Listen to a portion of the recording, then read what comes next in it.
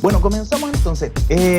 Como decía acá Valentina, eh, estudié acá en la misma UTEM, entonces también tengo un poco conocimiento de qué es lo que uno va viviendo por detrás antes de entrar a la universidad. Entonces voy a pasar por varios conceptos. Primero vamos a comentar un poco del software, después vamos a ver algunas tecnologías que hay por detrás. Algunos ya vieron la charla de ayer, en la cual mostraron un poco cómo diseñamos la parte de la cáscara de una aplicación. Y hoy día vamos a ver qué hay por detrás de ella. Entonces, primero quisiera saber cómo está. Imagino que súper bien. Y sé que muchos de ustedes también están en tercero o cuarto medio. Y quizás algunos ya salieron y están esperando un poco este proceso. Y estamos como todos esperando que pase el tema de la pandemia para luego comenzar nuestro proceso de formación profesional. Y el que muchos desde niños hemos soñado. Y ahí hay un tema también, que muchos hemos soñado desde chicos. Entonces, quizás para otros aún se estén preguntando qué carrera seguir. Y es una gran pregunta porque estamos diciendo que vamos a entregar una cantidad grande de años para una carrera. Por eso es importante tomar bien una decisión informada. Y las preguntas que nacen, me voy por la ingeniería, me voy por la parte social, quizás me voy por la parte de salud, de arquitectura, en fin, tantas interrogantes que tenemos.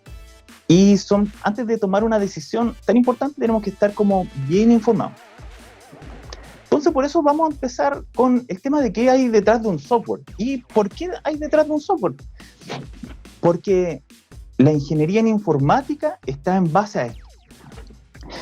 Hoy hablaremos entonces de temas relacionados a carreras de computación e informática que se imparten en nuestra universidad. Y el tema, bueno, la pregunta ya viene, que estamos presentando ahora en pantalla, ¿qué hay detrás de un software? ¿Y por qué la charla tiene este nombre? Bueno, primero quisiera hablarles porque esto es parte de los pilares de nuestra carrera, y tenemos el software y tenemos los algoritmos, que después vamos a ir conociendo. Y el cómo podemos darle cierto grado de inteligencia a nuestros dispositivos.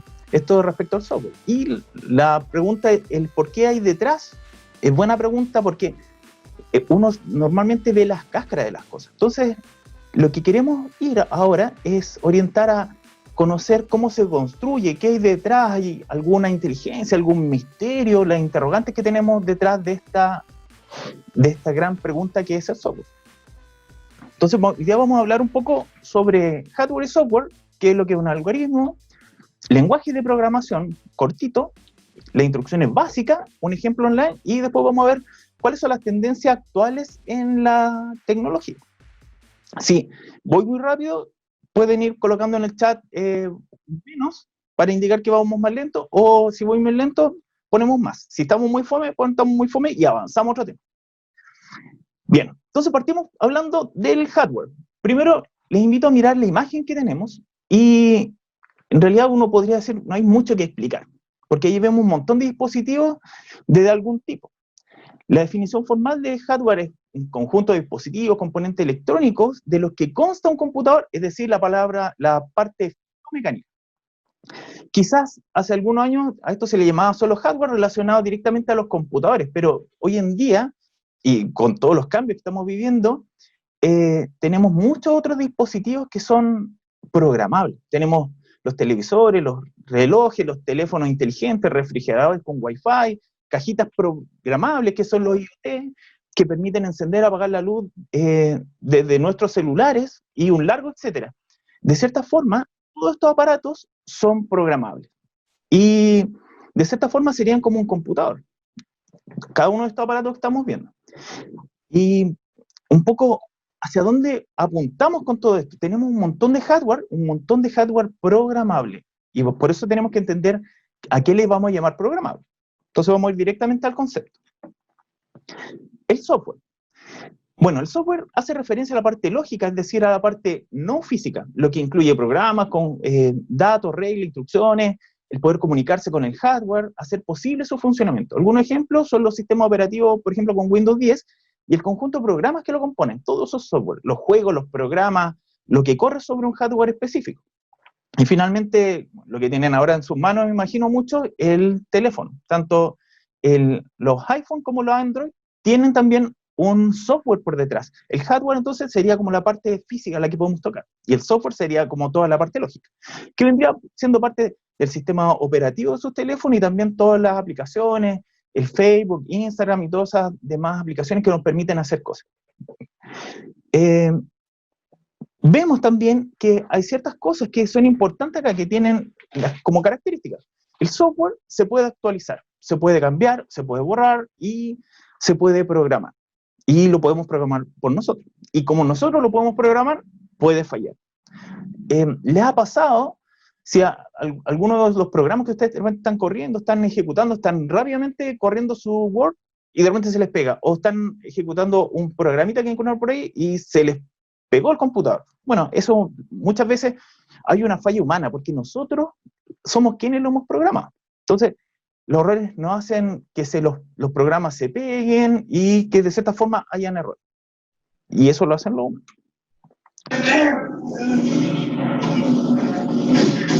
Veamos esta imagen. Vamos a identificar qué es lo que es hardware y qué es lo que es software.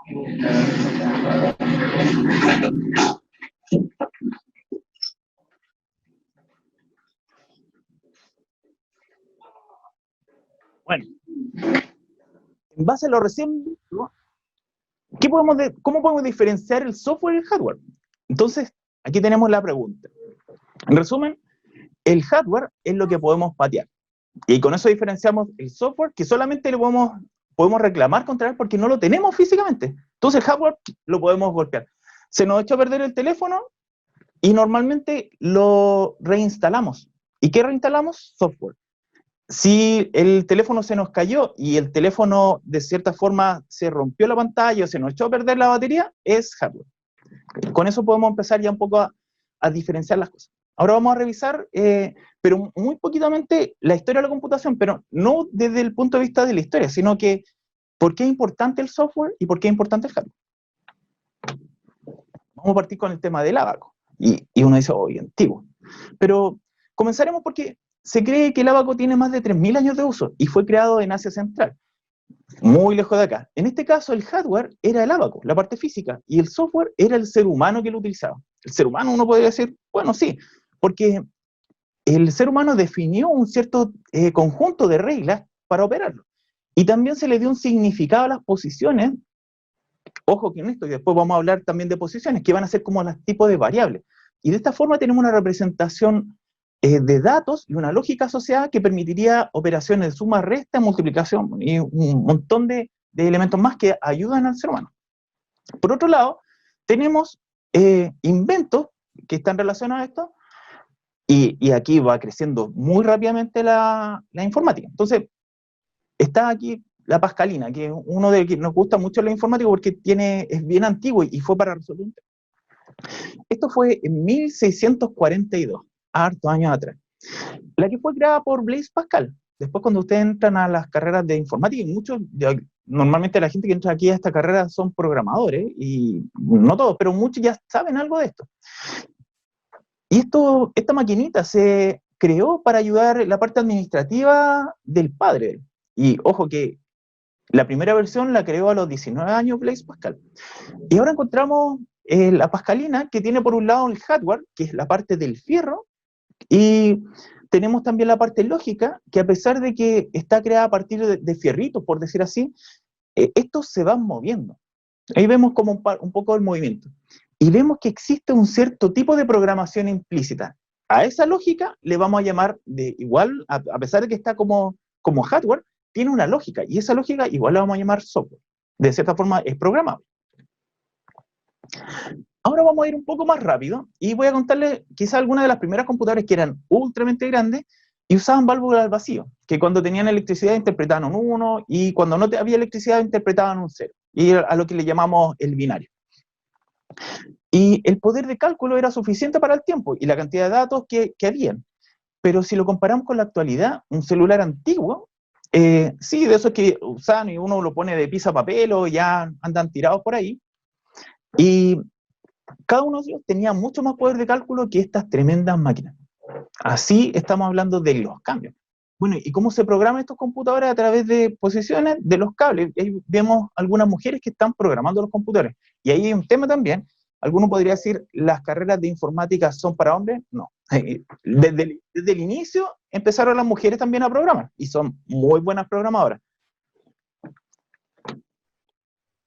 Rápidamente, esta es una imagen sacada, no quiero interrumpir un poco hacia dónde vamos, pero quiero mostrar que la tecnología ha ido avanzando mucho y muy rápido. Y cada vez que avanzamos con un paso, se duplica la velocidad. Y intencionalmente está hecho hasta el 93. El 93 se masifica la Internet. Imagínense hoy un día sin Internet. Realmente una vida ahora sin Internet, no me la imagino, no podríamos estar haciendo esto. Imagínense hubiéramos estado con COVID sin Internet, encerrados en las casas. No sé, yo me vuelvo loco. Es imposible, porque nos permite la Internet contactarnos. Alguien diseñó esto, alguien programó esta lógica, programó la forma que hay por detrás para poder darle un sentido a todo el hardware que hay. Y eso nos ayuda. Entonces, de todo esto encontramos ya, cerrando parte de la historia, que fue un pincelazo nomás para decir que nosotros vamos construyendo en base a cosas que ya existen. Cada una de las tecnologías que se van creando van permitiendo de cierta forma aumentar o acrecentar el conocimiento previo. Y por eso también es importante las investigaciones. Y por eso también es importante estudiar una carrera universitaria. Porque uno podría aprender a programar fuera, sí, pero la tecnología va creciendo de esta forma, compartiendo con papers, con información, poniéndola en internet. Hay mucho que ver con eso. Vamos entonces, ahora nos vamos a ir metiendo cada vez más rápido al tema de la programación. Dijimos que había hardware, había software, el software era programable y lo programaban los seres humanos, hasta el minuto, porque la nueva tendencia ahora hay algunos experimentos con inteligencia artificial que se está haciendo programación, la está haciendo ya directamente la máquina. Y también hay otro framework, que también vamos a hablar un poco de eso, que uno en base a cierto código se programa solo. Pero vamos a ir paso a paso. Programar. Esta palabra puede ser súper cotidiana.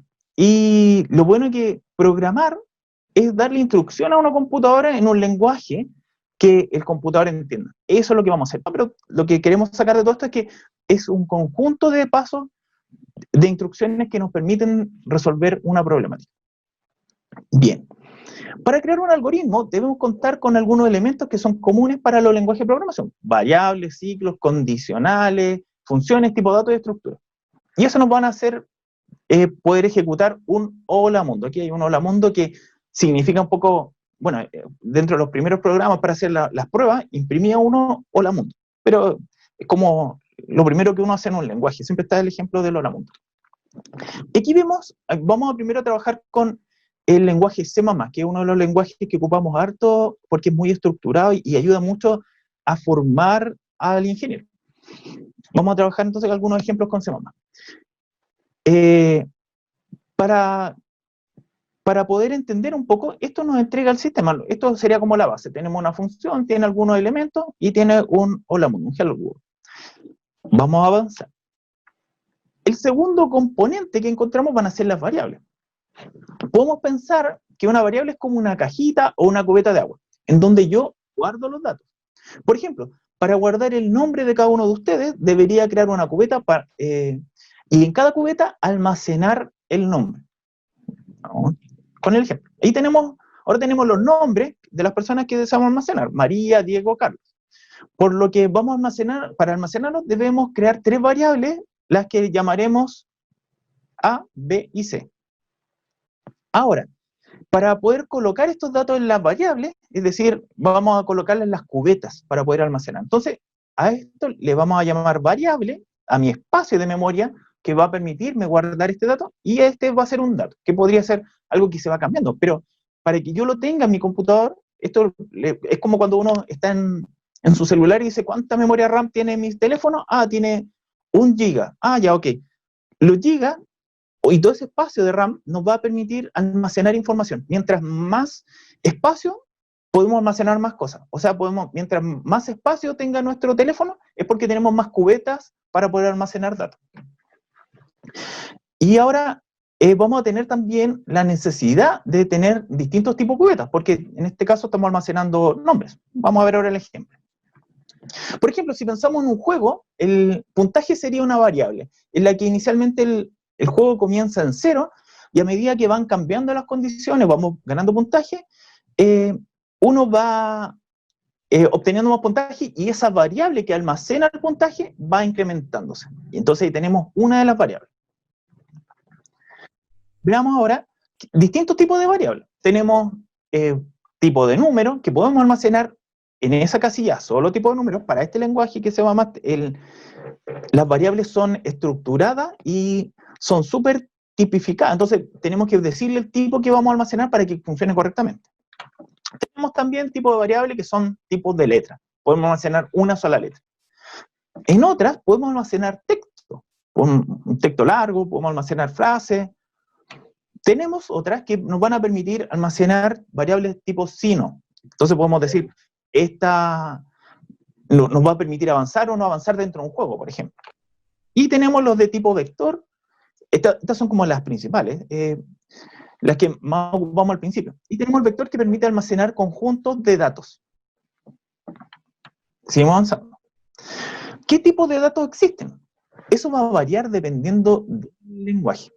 Y tenemos número pequeño, número grande, texto, caracteres, es decir, las variables van a almacenar un cierto tipo de datos, y acá estamos definiendo un tipo de datos que almacenaremos en este espacio. Y aquí tenemos un ejemplo en el cual estamos definiendo una variable que es de tipo int, que es entero, un número, y la variable se va a llamar a, y el dato es. En este caso tenemos un carácter, a la variable le ponemos nombre b, y le estamos asignando una letra. Después tenemos un string, que es una palabra, que puede tener espacio, obviamente, y puede ser de un largo considerable, que le llamamos c, y después le podemos asignar el valor. Lo mismo con los tipos que son verdaderos o falsos. Tenemos la variable se va a llamar d, y tenemos el true o false. Después tenemos un vector, que va a ser de algún tipo. Tenemos un nombre y la cantidad de elementos que queremos definir acá. Acá lo estoy definiendo puntualmente. Voy a almacenar 3 nombres. Pero podría no definirlo, podría poner un número bastante superior para poder almacenar, no sé cuántos estamos conectados ahora, pero podríamos almacenar la lista completa a cada uno de ustedes. ¿Qué tenemos también? Ya dijimos que tenemos las variables que nos van a permitir almacenar estos datos. Tenemos también, por otro lado, las operaciones. Podemos sumar, restar, dividir, multiplicar, etcétera, etcétera. Y esto, bueno, eso ya lo vamos a ver cuando estemos en las clases acá en LUTEM. Espero que muchos después poder tenerlos como alumnos. El tema es que todas las operaciones nos van a permitir operar con las variables. Entonces, por ejemplo, acá tenemos el número 1, la variable número 1 y la variable número 2, que después de este proceso, esta variable va a tener una asignación de un 2 y esta variable va a tener un 3. Entonces, si nosotros la sumamos, podemos dejarla en otra variable, y en este caso el resultado podemos después mostrarlo al imprimir esta instrucción. Las instrucciones cambian de lenguaje a lenguaje. Aquí vamos a trabajar con el cout, que es mostrar en pantalla. Hay otras que se llaman printf, print. Bueno, hay un montón de instrucciones dependiendo del lenguaje. Aquí vamos a trabajar con C++. Entonces, podemos hacer imprimir en pantalla el resultado de la suma y después mostramos lo que tiene la variable. Facilito hasta el minuto, no hemos ido lentito. Después, otro elemento, pero importante dentro de la programación, y esto ya también vamos metiéndonos en el tema de los algoritmos, son las condicionales, que nos van a permitir bifurcar un programa. Bifurcar es como tener una posible condición o poder tener una alternativa. ¿Qué pasaría si pudiéramos tener alternativas en el camino? Tendríamos un programa que pasaría siempre por el mismo camino, si es que no lo tuviésemos. En cambio, cuando tenemos una condicional, podemos darle un cierto grado de inteligencia a nuestro programa y llevarlo de un lado para otro. Por ejemplo, acá estamos mostrando que inicia el programa, llega acá, hace la pregunta y dice, cumple la condición. Digamos, por ejemplo, ingresamos una variable que tiene la edad, y yo digo, todos los mayores de 18 años, vamos a darle un cierto grado de inteligencia a nuestro programa y llevarlo de un lado para otro. Por ejemplo, acá estamos mostrando que inicia el programa, llega acá, hace la pregunta y dice, cumple la condición. Digamos, por ejemplo, ingresamos una variable que tiene la edad, y yo digo, todos los mayores de 18 años pasan por este bucle de instrucciones, y si no, pasan por acá y termina el programa. Después vamos a ver un ejemplo trabajado con eso. Tenemos entonces acá la instrucción, en la cual por ejemplo, estuviéramos haciendo un login. En el login vamos a preguntar, ¿es la clave? Y vamos a pasar por acá, y si no era la clave correcta, va a pasar por acá. Entonces, la instrucción es, nosotros vamos a trabajar con la palabra reservada if, y acá adentro le vamos a poner la condición. Y también tenemos un else que nos va a permitir ir por otro camino. Entramos por este camino o por ese camino. Tenemos dos formas ya de trabajar. Vamos a hacer el ejemplo facilito, estamos mostrando acá con una variable. Ya aprendimos cómo crear una variable. Tenemos una variable de tipo string que le voy a poner clave, que no tiene nada inicialmente. Muestro en pantalla y le ingresa su clave de usuario. Se la pido al usuario. Con la instrucción same voy a decir que me deje, que le pida al usuario la variable y la deje en esta variable deje lo que ingresó al usuario. Después vamos a ver un ejemplo también ejecutado. Y ahora voy a preguntar, if, si la clave es igual a 1, 2, 1, 3, 2, 4, 3, 5, voy a mostrar en pantalla bienvenido al sistema. Y si no, voy a mostrar una clave incorrecta. Espero que se entienda un poco el ejemplo. Esto es como, aquí lo principal es que estamos mezclando ya varios elementos. Tenemos las variables, tenemos los datos, tenemos la entrada de información con same, tenemos el mostrar en pantalla con un out, y tenemos los if que nos van a permitir hacer preguntas. Avanzamos y tenemos el otro elemento importante que son los ciclos. Si a uno de nosotros nos piden repetir algo una y otra vez, ¿qué va a pasar? Es muy probable que nos cansemos o nos equivoquemos. Pero en las computadoras ellos lo hacen fenomenales. Pueden repetir una y otra vez hasta que una condición se cumpla. Por ejemplo, podríamos hacer la típica de Bart Simpson, iba a poner esa imagen, se me olvidó después, que le piden escribir 100 veces no me voy a portar mal, por ejemplo. Y así lo metemos dentro de un ciclo, y el ciclo funciona de esta forma. Entramos por el programa, pregunta si cumple la condición, por ejemplo, decir, tenemos que repetir 100 veces, entonces ponemos una variable que parte en 0 y vamos avanzando. Y si se cumple la condición, pasa por acá, ejecuta, muestra el mensaje, mira, y vuelve a preguntar acá. Después, vuelve a hacer el ciclo y va repitiéndose esto, hasta que ya no se cumple la condición y sale. ¿Me están escuchando, verdad? ¿Estoy escuchando como mensajito? ¿Estamos bien? Sí, se escucha. Ah, ya, perfecto. Allí corrí el chat. Listo. Pueden ir haciendo preguntas. Gracias, Brian. Ahí pueden ir, yo voy viendo ahora los mensajitos. Si tienen alguna duda, voy muy lento, estamos muy fome, me van diciendo y vamos cambiando de canal, así que no hay problema. Entonces, esa es la condición. Y gracias, Vicente, también ahí dice, se escucha perfecto. Entonces, dijimos que primero tenemos los if que nos van a permitir ir por un lado o por otro. Después tenemos los while o for, vamos a ver, esas instrucciones vamos a poner la más simplecita, que es el while, que nos van a permitir repetir un ciclo. Entonces tenemos la condición y tenemos un grupo de instrucciones. Entonces aquí puse un ejemplo. Tenemos una variable, que la variable le llamamos a, que va a ser de tipo entero y que vamos a comenzar en 1. Y vamos a preguntar, while, mientras, esta es la traducción en mientras esta variable sea menor que 10, ejecute el bloque. Si nosotros hubiéramos puesto acá un 100, no cumple la condición y va directamente a la instrucción que hay abajo o termina el programa. Entonces, pero como está dentro de la condición, lo que estamos haciendo en realidad es que esto se cumpla, decir, se ejecute mientras se cumpla la condición. Entonces, la primera condición que tenemos acá es mostrar. ¿Qué vamos a mostrar? El numerito. Ahí está la ejecución del programa. Y después ponemos un salto a línea con un inline. Y vamos a incrementar ahora nuestra variable, porque si no le ponemos este incrementador, va a repetirse esto infinitas veces, y va a quedar hasta que se nos ocupe, o sea, hasta que se nos acabe la batería del computador, o lo apaguemos. Entonces, de esta forma nosotros incrementamos. Partimos en 1, pregunta, ¿la variable es menor que 10? Sí. Ah, ok, listo, imprimo, y después incremento en 1. Entonces mi variable ahora tiene un 2, porque le puse más 1. Entonces ahora tengo un 2. 2 menor que 10, sí, ok. Y así se va repitiendo hasta que llega al 9.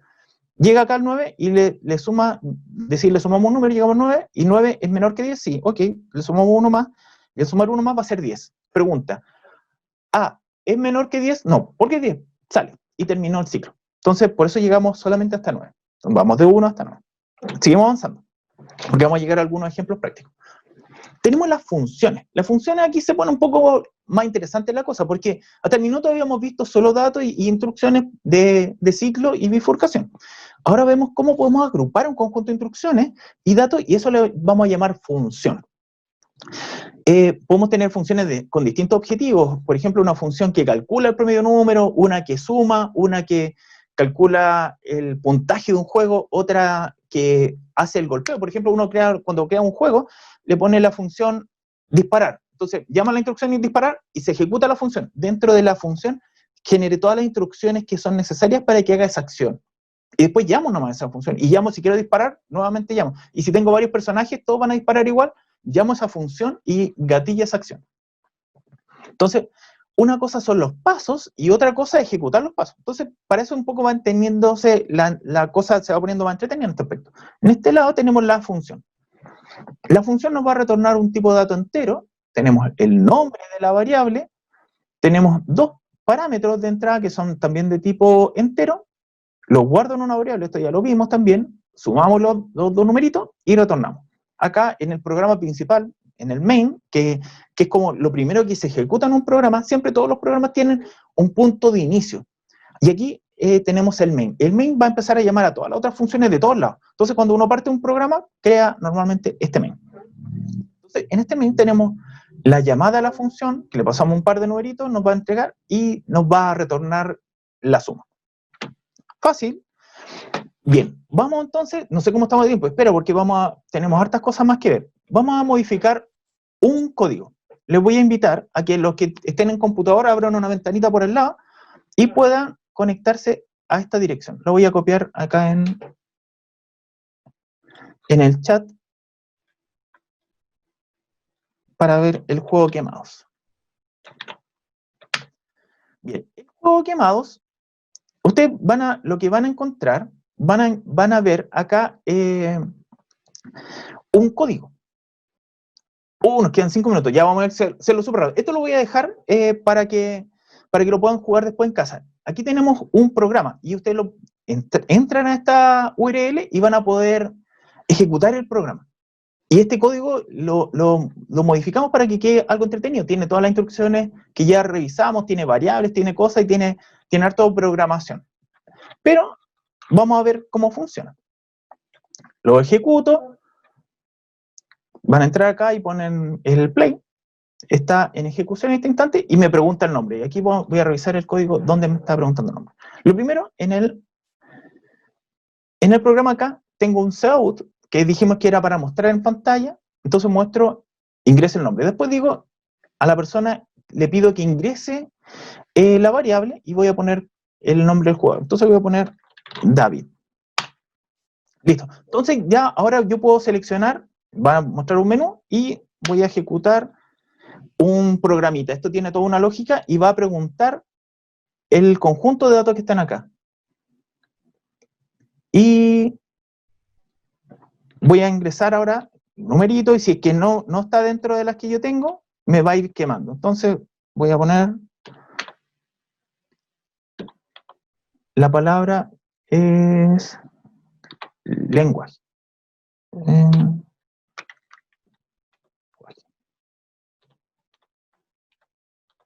Y no alcancé, me quemé. Pero ustedes pueden jugar y la idea es que después puedan modificar esto. Yo, por ejemplo, podría poner otra categoría acá, podría decir juegos. Y después lo ejecuto. Voy a poner acá un juego.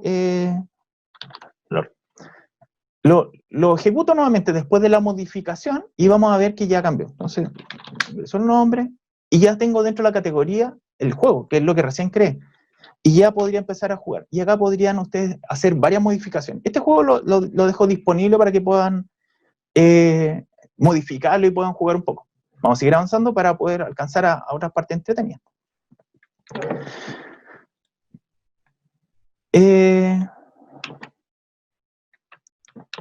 Voy a contar un poco rápidamente de cómo funcionan las páginas web, porque ya entendimos cómo es la lógica. Entonces, después vamos a hacer un pequeño jueguito entre todos.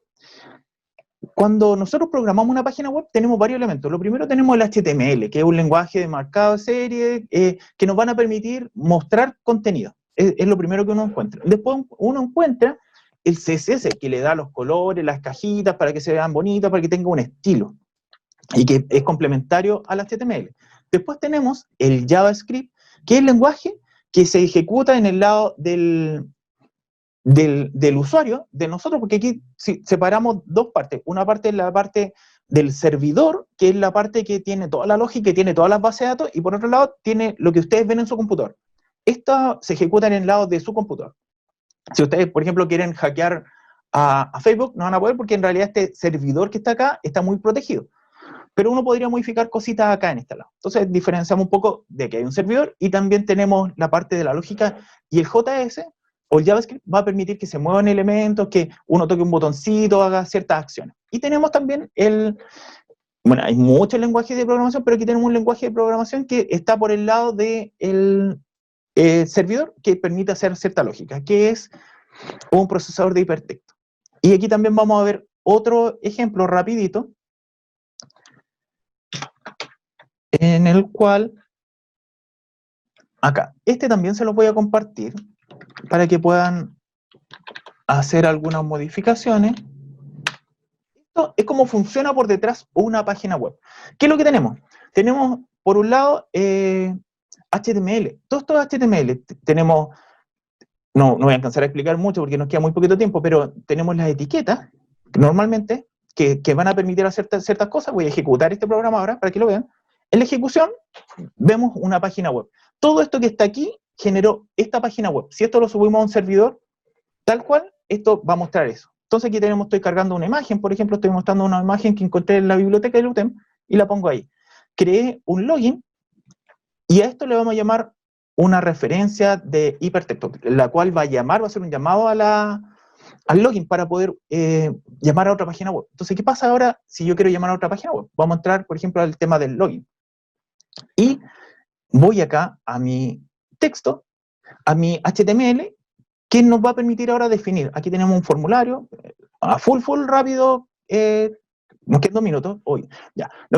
Un formulario que tiene cierta lógica, tiene ciertas variables, y yo si le pongo acá un dato, voy a poner Juan 123, que es mi ejemplo, puedo loguearme o no. Y aquí entré una lógica, me permitió porque puse la clave correcta. Entonces, ¿qué pasa si ahora yo pongo la clave incorrecta, o pongo otro usuario? Me dice, usuario no se encuentra. Porque esto está llamando acá a un login acción. Y login acción tiene por detrás un lenguaje de programación, que aquí entramos nuevamente, y aquí encontramos un if. Porque esto está ejecutándose en el servidor. Entonces, toda la lógica, cuando uno crea una página web, tiene por un lado la parte de presentación, que es lo que vemos nosotros, que el HTML, tenemos la parte bonita, que son los colores y el formato, para que se vea realmente adecuado a nuestros dispositivos. El CSS, tenemos el JavaScript, que va a permitir hacer acciones, todavía no lo hemos visto, pero luego vamos a ver un ejemplo, y tenemos la parte de lógica que está por detrás. Aquí estaríamos conectándonos a una base de datos. Entonces aquí tenemos un if que va a preguntar si la password que recién entramos como parámetro es o no. Aquí estamos haciendo la pregunta, y ustedes podrían, les invito después a cambiar este dato, le ponen su nombre y una clave. Aquí está la clave un poco inventada. Si la clave es la que ustedes pusieron, va a entrar a esta zona. Si no, va a mostrar acá, el usuario no se encuentra. Profesor, un chico levantó la mano para hacer una Ya, pregunta. ¿lo escuchamos?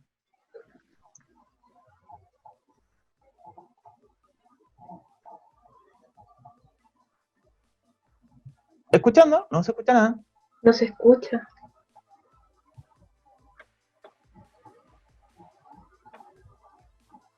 Mientras adecua el micrófono, que empieza a hablar, nos habilita el micrófono y empieza a hablar, y empezamos. Pero porque quiero aprovechar los últimos minutitos. Tenemos también otro ejemplo. Acá tenemos un repetir, que tenemos también un formulario de HTML, en el cual tenemos un formulario de entrada, tenemos ciertos datos, tenemos la variable que le voy a poner el mensaje, y tengo repetición. Entonces, acá, por ejemplo, está el no debo copiar en clases. Me dice el profesor, lo pillé copiando, necesito que la copie, que la escriba 100 veces en su computador. Y acá hacemos, y le ponemos el parámetro 100, y le ponemos enviar la consulta. Y se ejecutó 100 veces. ¿Cómo lo hizo esto?